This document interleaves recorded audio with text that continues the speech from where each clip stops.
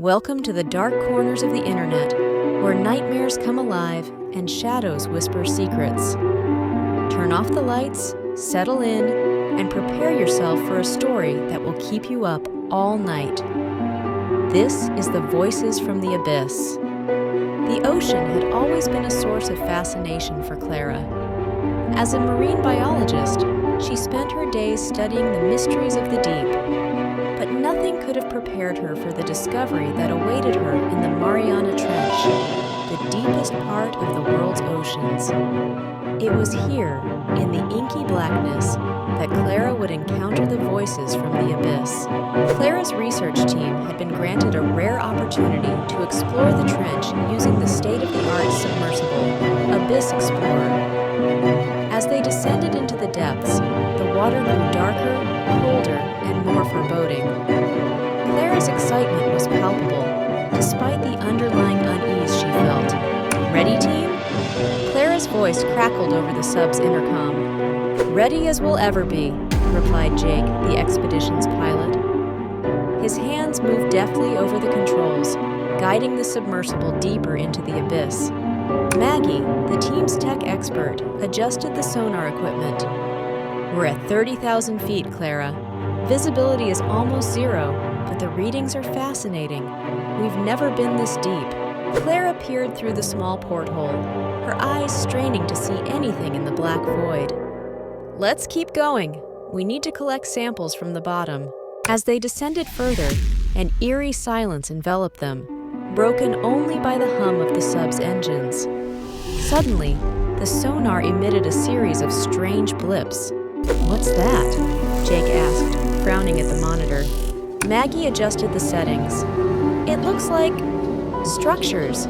Man-made, possibly. But that's impossible at this depth." Clara leaned forward, her heart racing. "Let's take a closer look." The submersible moved slowly toward the source of the sonar blips. As they neared the ocean floor, the headlights illuminated a series of ancient ruins, covered in coral and marine life. "My God," Clara whispered. "It's an underwater city." The team was speechless, staring in awe at the sight before them. Massive stone pillars, arches, and crumbling buildings loomed in the darkness, remnants of a civilization long forgotten. "Do you hear that?" Jake's voice was tense. Clara strained her ears. At first, she heard nothing but the hum of the sub. Then, faintly, she heard it, a low, rhythmic chanting, almost imperceptible but undeniably there.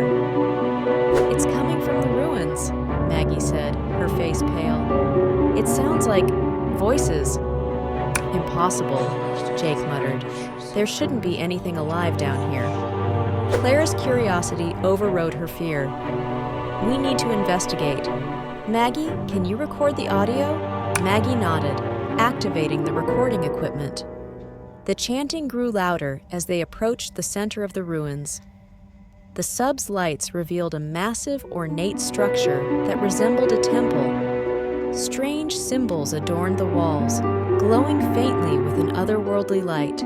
Clara felt a chill run down her spine. "Let's get some samples and head back. We need to analyze this." Jake maneuvered the sub closer, and Clara extended the robotic arm to collect samples from the temple walls. As she did, the chanting suddenly stopped. The silence was deafening, and Clara's heart pounded in her chest. Clara?" Jake said, his voice trembling. "I think we should leave, now." Clara was about to agree when the sub was jolted violently. An unseen force gripped the vessel, pulling it toward the temple. "Jake, get us out of here!" Clara shouted, panic rising. "I'm trying." Jake's hands flew over the controls, but the sub was unresponsive. The force continued to pull them closer, the temple's entrance yawning open like a monstrous maw. The voices returned, louder and more insistent. Clara clapped her hands over her ears, but it did nothing to block out the sound. "What are they saying?" she screamed. Maggie, eyes wide with terror, translated the ancient language. "They're calling us. They want us to join them." The sub was pulled into the temple's interior. the walls closing in around them. The lights flickered and died, plunging them into darkness. The chanting grew louder, more frenzied. "Jake, do something!" Clara pleaded. "I'm trying, damn it!"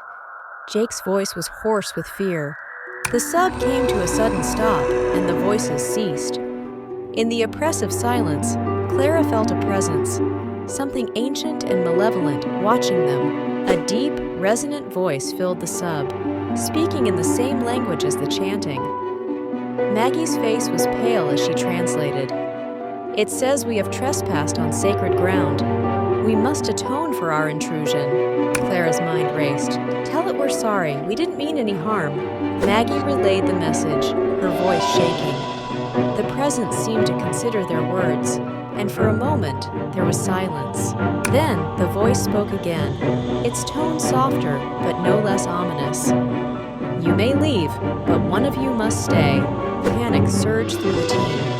"No way," Jake said, his voice firm. "We're not leaving anyone behind." Clara felt a strange calm settle over her. "It's me they want. I was the one who insisted we come here." "No, Clara," Maggie protested. "There has to be another way." But Clara knew there wasn't. She took a deep breath. "Tell them I accept." Maggie relayed the message, tears streaming down her face. The presence seemed satisfied, and the sub was released from its grip. "Clara, no!" Jake said, his voice breaking. "We can't leave you." "You have to," Clara said, her voice steady. "Get the samples back to the surface. Tell the world what we found." With a final, tearful goodbye, Clara stepped out of the sub into the dark embrace of the temple. The chanting resumed, and the sub was propelled out of the temple, back toward the surface. As Clara watched her friends ascend, she felt a strange peace. The voices surrounded her, no longer threatening, but welcoming. She had become part of the abyss, a guardian of its secrets. The submersible broke the surface, and Jake and Maggie were pulled to safety. They looked back at the dark waters, knowing they had left a part of themselves behind. The world would hear their story, and Clara's sacrifice would not be in vain. The voices from the abyss had claimed her, but her spirit would live on, a beacon of courage and discovery in the depths of the unknown. Thank you for watching, and see you soon for a next story. Comment below if you like or dislike for any reasons. Subscribe and active notifications.